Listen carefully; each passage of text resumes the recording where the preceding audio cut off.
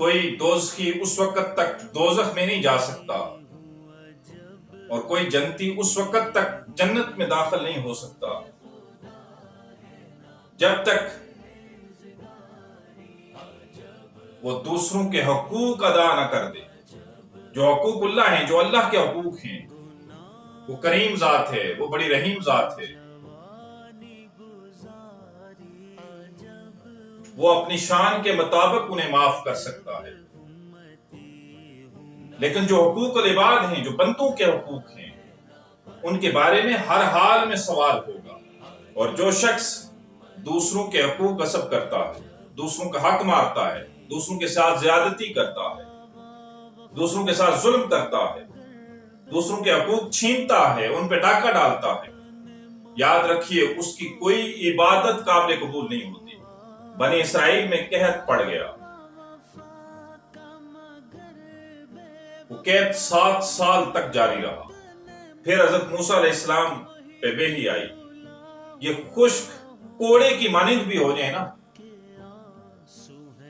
تو میں قحط سالی ختم نہیں کروں گا جب تک یہ دوسروں کے حقوق واپس نہ کر دیں۔ آقا کریم نبی رحمت صلی اللہ علیہ وآلہ وسلم نے فرمایا کہ دنیا میں آپ لوگوں کی غلطیوں سے درگزر کرتے ہیں، اللہ حشر کے دن آپ کی غلطیوں سے درگزر فرمائے گا۔ آقا کریم نبی رحمت صلی اللہ علیہ وآلہ وسلم نے فرمایا جو شخص کسی دوسرے شخص پہ بہتان لگاتا ہے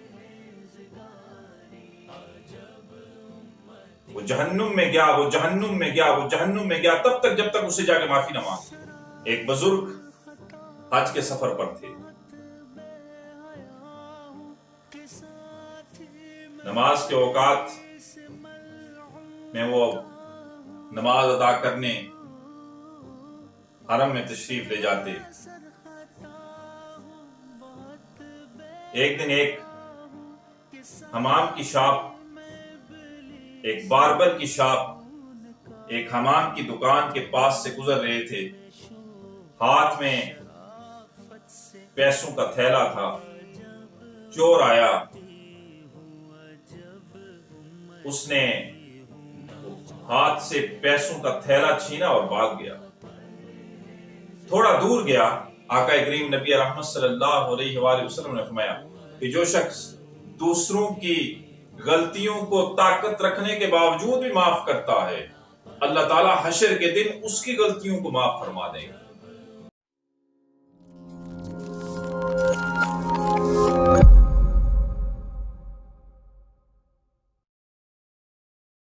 عبداللہ بن انیس فرماتے ہیں کہ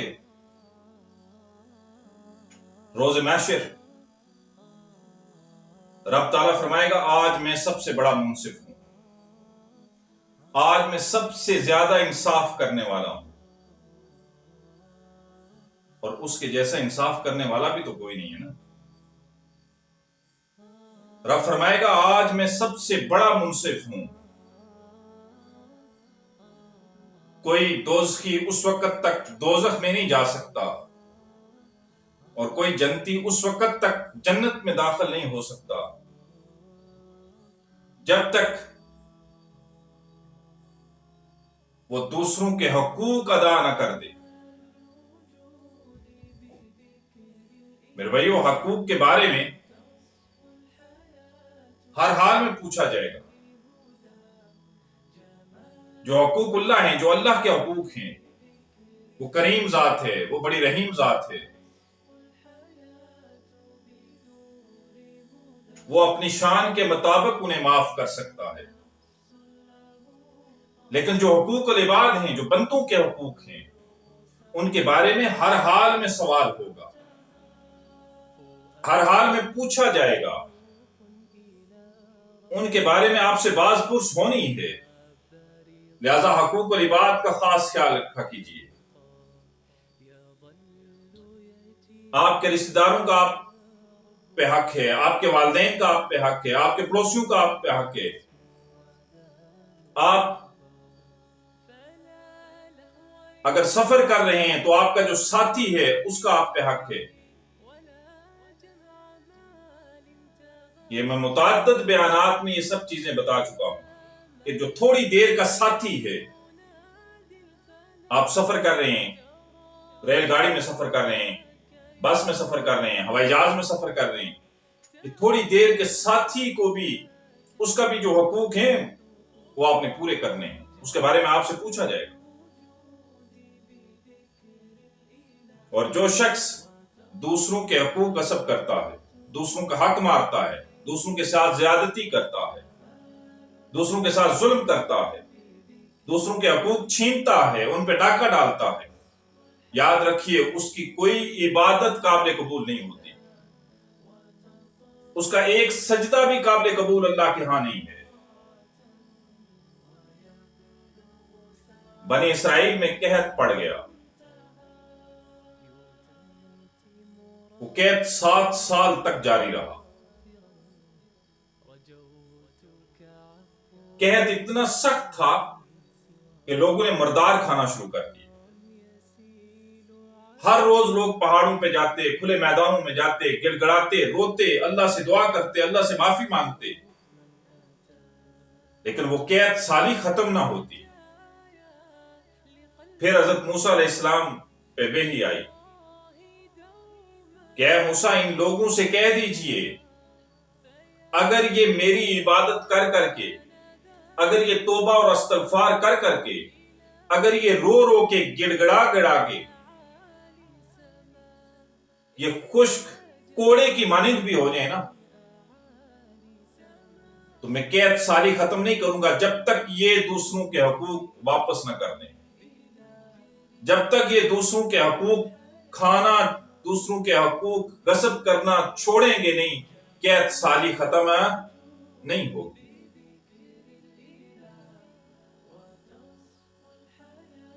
دوسروں کے حقوق یہاں دنیا میں اگر آپ نے کسی کے ساتھ کوئی زیادتی کی ہے، کسی کے ساتھ کوئی ظلم کیا ہے، دنیا میں اس کی معافی تلافی بڑی آسان ہے۔ اگر یہاں کسی کی غیبت کی ہے، یہاں کسی پہ بہتان لگایا ہے،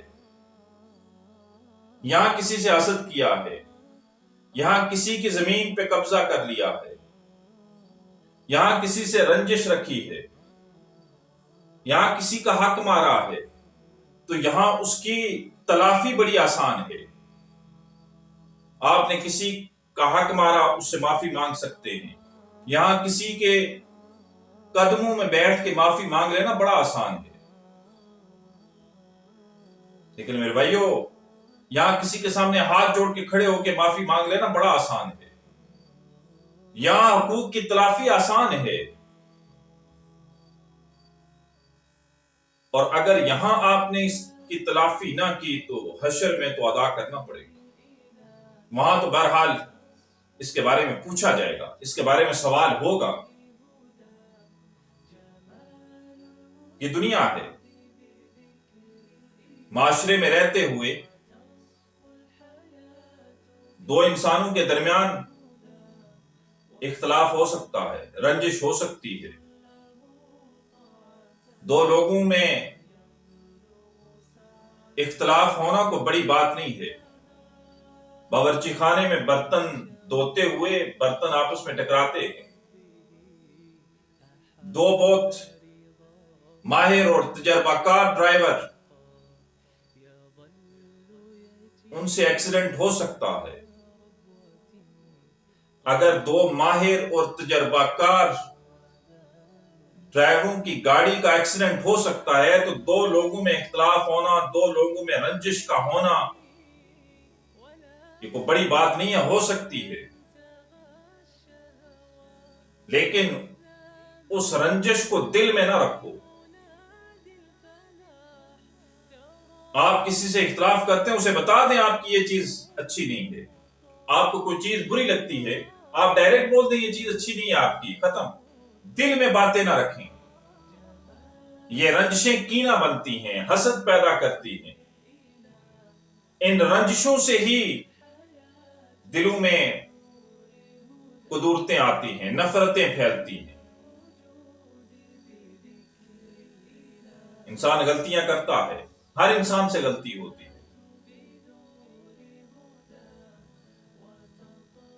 لیکن ان غلطیوں سے درگزر کیا کریں، ان رنجشوں سے درگزر کیا کریں۔ آپ یہاں لوگوں کی غلطیوں سے درگزر کریں گے، اللہ حشر کے دن آپ کی غلطیوں سے درگزر فرمائے گا۔ آقا کریم نبی رحمت صلی اللہ علیہ وآلہ وسلم نے فرمایا کہ دنیا میں آپ لوگوں کی غلطیوں سے درگزر کرتے ہیں، اللہ حشر کے دن آپ کی غلطیوں سے درگزر فرمائے گا۔ یہاں درگزر کر دیجئے، یہاں دلوں میں رنجشیں نہ رکھیے۔ اسلام نے سینہ بے کینہ مانگا، ایسا دل جس میں کینہ نہ ہو، اسلام نے وہ سینہ مانگا۔ اپنے سینے کو بے کینہ رکھیے، اس میں حسد کو پروان نہ چڑھائیے، اس میں رنجش نہ رکھیے، اس میں نفرت نہ رکھیے، کسی پہ بہتان نہ لگائیے۔ ہم تو بات بات پہ بہتان لگا دیتے، ہمارا تو یہ معمول بن گیا ہے۔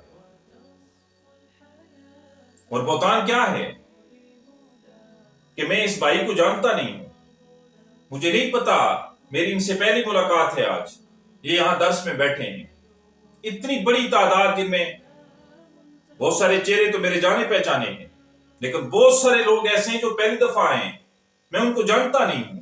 میرے دل میں ان کے لیے کدورت آئی، میرے دل میں اس بھائی کے مجھے یہ اچھا نہ لگا، میرے دل میں اس کے لیے نفرت پیدا ہوئی، میں نے یہ کہہ دیا یہ بندہ ایویں ہی ہے۔ کسی کے بارے میں ہم نے جانا نہیں، یہ میری اور اس کی پہلی ملاقات ہے، اور کسی کے بارے میں اگر رائے قائم کرنی ہو نا تو حکم یہ ہے کہ 40 دن تک اس کے ساتھ رہو، پھر اس کے بارے میں رائے قائم کرو۔ لیکن آج ہمارا حال کیا ہے؟ مجھے یہ بندہ اچھا نہیں لگا، میں ڈائریکٹ کہہ دوں گا یہ بندہ ایویں ہی ہے۔ یہ ایویں کہنا بہتان ہے، اور جس نے لگایا اس پہ جہنم واجب ہوگی۔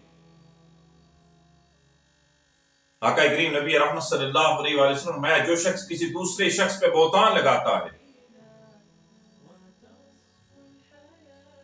وہ جہنم میں گیا، وہ جہنم میں گیا، وہ جہنم میں گیا، تب تک جب تک اسے جا کے معافی نہ مانگ لے۔ ہمارا حال کیا ہے؟ ہم تو اپنے اوپر ویسے ہی جہنم واجب کر رہے ہوتے ہیں۔ سوشل میڈیا کا دور ہے، کوئی شخص اگر آپ کو اچھا نہیں لگا، اس کے بارے میں کچھ نہیں جانتے، آپ اس کی پوسٹ کے نیچے کمنٹس لکھ رہے ہوتے ہیں یہ ایویں ہے، یا کچھ بھی لکھ دیتے ہیں، اپنے اندر کی حسد کو باہر نکال رہے ہوتے ہیں، اس پہ سارے بہتان لگا رہے ہوتے ہیں۔ میرے بھائیو، اسلام نے سینہ بے کینہ مانگا ہے۔ کسی کے بارے میں اگر رائے قائم کرنی ہے تو پہلے اس کے ساتھ 40 دن تک اس کے ساتھ گزارو، یعنی اس پہ پوری اس کے بارے میں تحقیق کر لو۔ لیکن ہمارا حال یہ نہیں ہے۔ پھر اگر اس پہ کوئی بہتان لگاتے ہیں آپ تو پھر یاد رکھیے، آقا نے فرمایا اگر آپ کسی شخص پہ کوئی بہتان لگاتے ہیں تو پھر اللہ کے حضور آپ کو وہ ثابت کرنا پڑے گا۔ بولے نا، کتنے لوگ دوسروں پہ حسد کی وجہ سے بہتان لگاتے ہیں اور ایسی باتیں کرتے ہیں جو اس شخص میں موجود ہی نہیں ہوتی، کیا اللہ کے حضور ثابت کر پائیں گے؟ دوسروں کے لیے حسد نہ رکھیے، دوسروں کے لیے کینہ نہ رکھیے، بلکہ دوسروں کی غلطیوں کو جلدی معاف کر دیجیے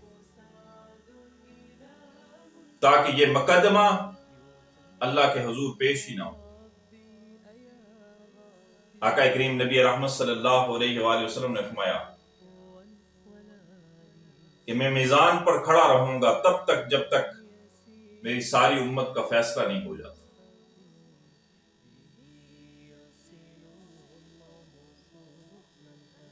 بڑے زمانے بعد ایک واقعہ یاد آ گیا۔ ایک بزرگ حج کے سفر پر تھے.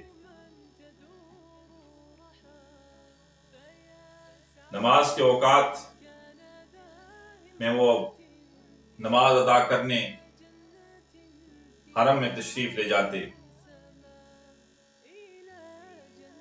ایک دن ایک حمام کی شاپ، ایک باربر کی شاپ، ایک حمام کی دکان کے پاس سے گزر رہے تھے.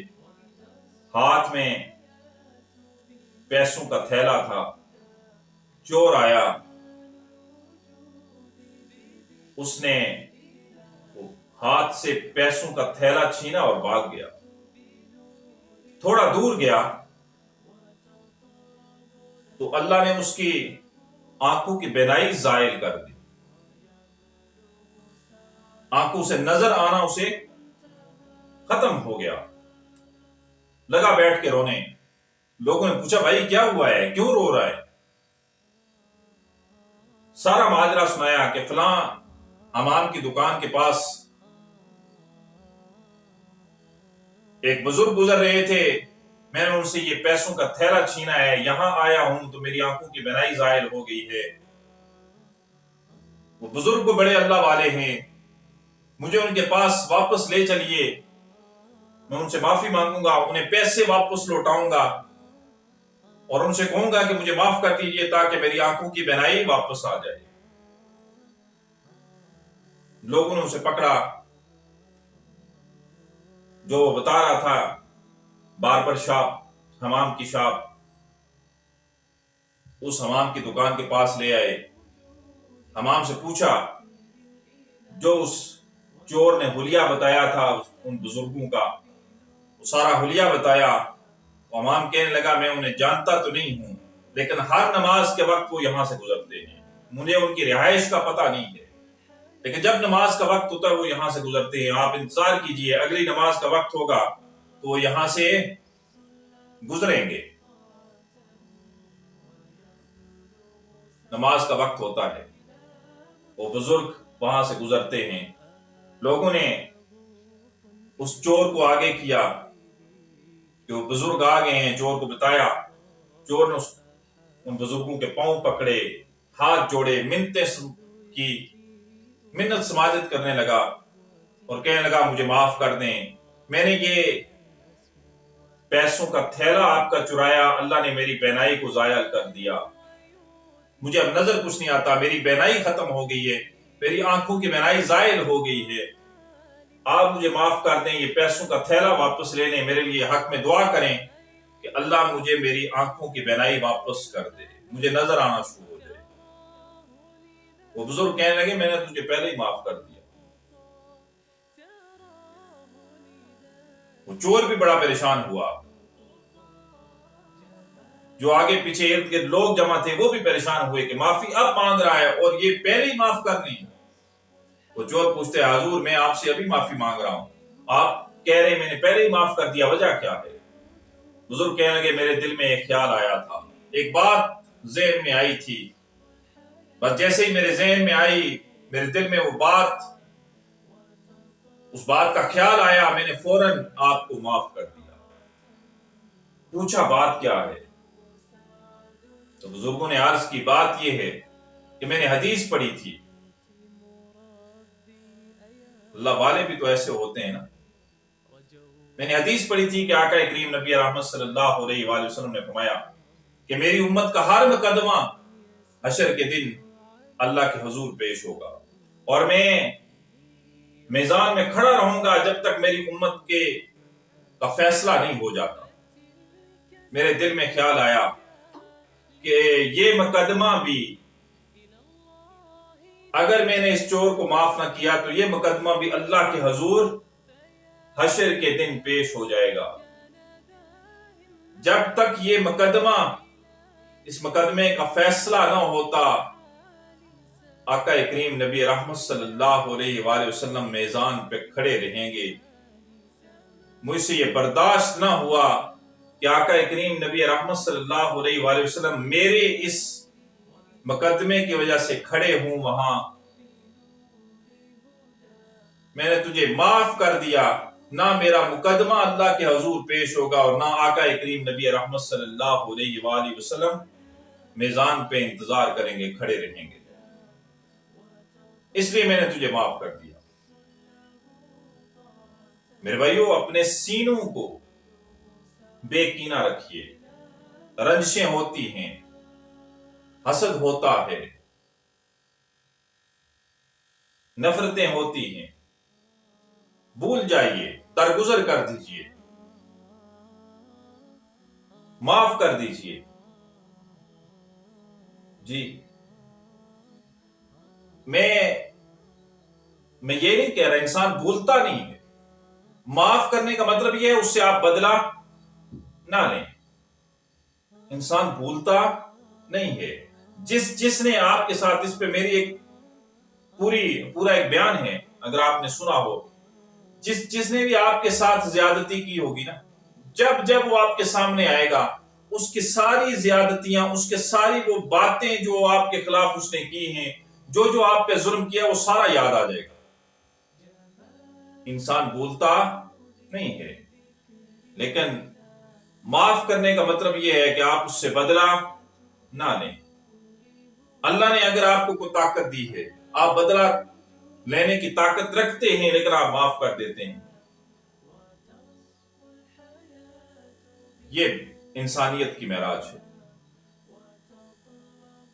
بدلے کی طاقت رکھتے ہوئے بھی اس سے درگزر کر دینا۔ جو لوگوں کی غلطیوں کو معاف کر دیتا ہے، ان سے درگزر کرتا ہے۔ آقا کریم نبی رحمت صلی اللہ علیہ وآلہ وسلم نے فرمایا کہ جو شخص دوسروں کی غلطیوں کو طاقت رکھنے کے باوجود بھی معاف کرتا ہے، اللہ تعالیٰ حشر کے دن اس کی غلطیوں کو معاف فرما دیں گے۔